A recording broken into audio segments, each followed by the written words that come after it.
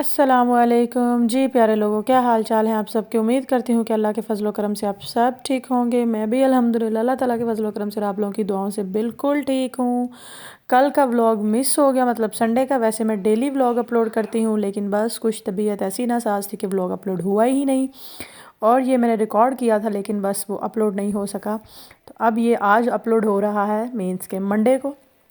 ये हम पहले सुबह नाश्ता वाश्ता करके, जो मेरी ड्यूटी है डेली बेटू को पार्क लेकर आना, वो आना ही होता है। उसकी कुछ फिजिकल एक्टिविटीज़ के बाद, पार्क से आने के बाद मैंने बनाया जी यहाँ पे जी आज मैं बना रही हूँ आलू पुलाव, मतलब आलूओं वाला पुलाव, आलू के चावल कह सकते हैं आप सीधी ज़ुबान में। ये पता नहीं मैंने फ़ोन किस तरह लगाया, मैंने इसको हर तरह से रोटेट करके रख लिया, मुझे समझ नहीं है। आपने लेने हैं जी 2 मीडियम साइज़ प्याज, उनको इस तरह ब्राउन कर लेना है। और उसके बाद आपने डालनी है उसमें ग्रीन चिलीज़। और उसके बाद ये आलू थोड़े मोटे साइज़ के काट लें। अगर कोई पसंद करता है लंबे स्लाइसिस वाले तो वो उस तरह से काट लें। मैं वो उस तरह से बिरयानी में डालती हूँ, लेकिन जब चावल बनाती हूँ तो तब, मतलब सादा जो चावल बनाती हूँ, आलू पुलाव या जैसे बोलते हैं मटर पुलाव, तब ऐसे डालती हूँ। और इसके साथ ज़ीरा जो कि मोस्ट फेवरेट है मेरा हर खाने में, सब लोगों का होता होगा क्योंकि खुशबू बहुत अच्छी आती है। और इसके साथ ये देखें जी, हल्का सा आपने डालना है पाउडर। कौन सा पाउडर ये मैं आपको बता देती हूँ। ये जी सूखा धनिया पाउडर था, और इसमें काली मिर्च और लौंग सब पिसे हुए थे। फिर आपने डालनी है जी लाल मिर्च हस्बे जायका। इसके बाद थोड़ी सी काली मिर्च, क्यों थोड़ी सी जी आपने इसमें डालनी है काली मिर्च। और इसके बाद आपने डालनी है साबुत काली मिर्च। अच्छा, मिर्चों की क्वांटिटी आपने अपने हिसाब से रखनी है, क्योंकि घर में बच्चे हों तो कम डालते हैं। ये लग रहा है कि यहाँ पे मसाले बहुत ज़्यादा, लेकिन कम, 4 से 5 या 6 से 7 अदद लौंग। और उसके बाद आपने इसमें शामिल करना है जी, जो सबका ही होता है चावलों का, स्पेशली बिरयानी में हर जगह जाती है, एक जो है वो ये दालचीनी। ये बड़ी स्टिक थी तो मैंने इसको 2 पीसेस में कर लिया, आप एक ही डाल सकते हैं। और नमक जो आप अपने हस्बे जायका डालेंगे। मेरे पास यहाँ पे 2 गिलास चावल थे, तो मैंने उस हिसाब से नमक जो है 2 गिलास नहीं, 2 गिलास से कम थे, लेकिन ये चम्मच बड़ा था, टेबल स्पून था, ये वाले गिलास चावल थे मेरे पास जो मैंने अभी दिखाया आपको। तो हल्का सा पानी आपने लगाना है इसको, और अच्छे से आपने आलूओं को भून लेने देना है अच्छे से। मसाला जब भून जाए, इसको थोड़ी देर ढक के रख दें आप, थोड़ा सा घी वी छोड़ दें, मतलब 5 मिनट एग्जैक्ट।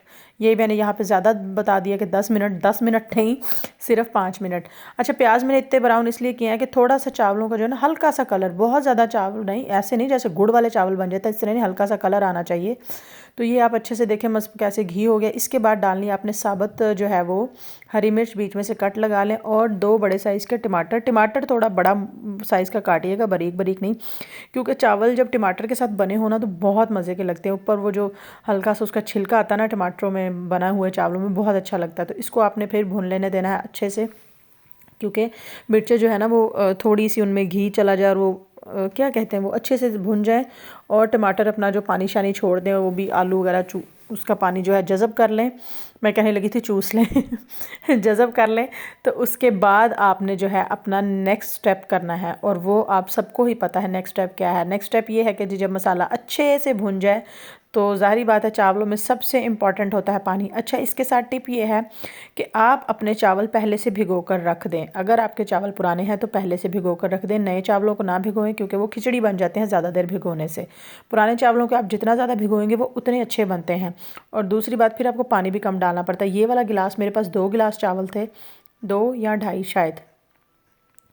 तो अगर 2 गिलास चावल है तो उसमें ऑब्वियस है 4 गिलास पानी जाएगा, लेकिन मैं 4 गिलास नहीं डालूंगी, मैं सिर्फ 3.5 डालूंगी।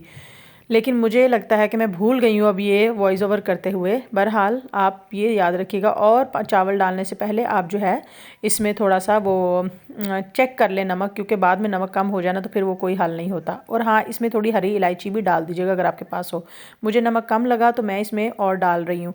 अच्छा, पानी का मैं बता रही थी। पानी का ये है कि आप पुराने चावल हैं तो पहले भिगो कर रख दें, फिर उसमें पानी कम लगाना पड़ेगा, क्योंकि पानी से अक्सर चावल जो है बेड़ा गर्क होते हैं, जो कि मेरे बहुत होते थे, लेकिन अब मुझे इनकी ट्रिक पता लग चुकी है। तो मैंने चावल जो है काफ़ी देर पहले भिगो के रखे थे, और फिर मैंने उनको इस तरह इसमें स्ट्रेनर में लगा निकाल कर अच्छे से, और मैंने ये डाल दिए। फिर मेरी पानी की क्वांटिटी जो है ना कभी भी ख़राब नहीं होती, यानी मेरे चावल ना खिचड़ी बनते हैं ना ही उनमें कनी रहती है। अब अल्लाह अल्लाह करके मुझे चावल सही बनाने आ चुके हैं, वरना शुरू शुरू में बहुत ख़राब होते थे, पता ही नहीं लगता था। पानी पूरा डालो तो खिचड़ी बन जाती थी, कम डालो तो कनी रह जाती थी। ये देखें जी, यहाँ पे जो है मैंने दम देखा कि दम लगा के रखना है तो कितना रखना है आप ये देख लें। आपके चावल अगर नरम हो गए तो दम ज़्यादा ना लगाएं। अगर आपके चावलों में थोड़ी सी कनी है, मैंने यहाँ पे देखा था कि मेरे चावलों में हल्की सी कनी थी और वैसे भी चावलों का पानी भी अभी खुशक नहीं था, तो इतने सा पानी, बस जब इतना सा रह जाए तब आपने दम लगाना है। ज़्यादा पानी पर आपने दम नहीं लगाना कभी भी, क्योंकि वो चावल जितना पी लें वो ज़्यादा खिचड़ी हो जाएंगे। तो यहाँ पर फ्लेम बिल्कुल लो कर देना है। नॉर्मली पाकिस्तान में ये होता है कि तवे होते हैं वो रख देते हैं ताकि ज़्यादा हीट डायरेक्ट जो है वो देगची को ना लगे, तवे को लगे तो फिर वो चावल नीचे ना लगे। तो मैंने ये तकरीबन 15 मिनट के लिए दम लगाया और उसके ये देखें जी पूरे 15 मिनट बाद मैं अपने जो है वो इसका ढकना ओपन कर रही हूँ, मतलब खोल रही हूँ चावलों को। ये देखिए जी, अभी मैं आपको हिलाकर दिखाती हूँ कितने फ्रेश खिले खिले चावल, कोई घी ज़्यादा नहीं, कोई चीज़ भी इसमें ज़्यादा नहीं थी। मेरा ये तरीका है आलू पुलाव बनाने का और ये इतना मज़े का बनता है, आप लोग ज़रूर घर में ट्राई कीजिएगा। ये देखिए ये टमाटर के जो बड़े बड़े वो छिलके टाइप आ रहे हैं ना, ये इतना टेस्ट देते हैं ना। वैसे तो टमाटर डॉक्टर्स कहते हैं नहीं खाने चाहिए, लेकिन अब इतना भी नहीं होता, अब इंसान इतना खाता है। तो ये यहाँ पे मैं प्लेट पर निकाल कर अब आपके लिए एक जेन्युइन रिव्यू होगा। बिल्कुल वो मैंने रिकॉर्ड किया और मैंने उनसे कहा कि आपने बिल्कुल सही बताना है, दिल रखने के लिए नहीं बताना कि कैसे बने हैं। इनफैक्ट वो यहाँ पर रहते हैं, उन्होंने पाकिस्तान अपने घर स्पेशल कॉल की ये दिखाने के लिए कि आप ही ने चावल बनाए हैं, तो देखें ऐसे बनते हैं चावल। एक दाना खिला हुआ खूबसूरती से, कोई चावल नहीं चिपके, कोई ऑयल ज़्यादा नहीं हुआ, कुछ भी इसमें ख़राब नहीं हुआ। तो मैं ये उन्हीं के लिए प्लेट बना रही थी, मैंने कहा मैं लगा लूँ। इसके साथ आप अपना सैलेड वैलेड जो यूज़ करना है, रायता जो भी, दही बना सकते हैं। हमारे तो यहाँ पे ज़्यादा जो है वो हरी मिर्च और ज़ीरे का रायता बनता है, क्योंकि यहाँ धनिया पुदीना ज़रा कम फ्रेश मिलता है। ये देखें इस तरह टमाटर इतना टेस्ट देते हैं ना, थोड़े से बड़े कटे हुए हों। चलें जी, अब हम ये प्लेट लेकर चलते हैं उन भाई के पास रिव्यू लेने के लिए, कैसे चावल हैं वो बताएंगे आपको कि चावल किस तरह के बने हैं। अपनी तारीफ तो हर कोई करता है।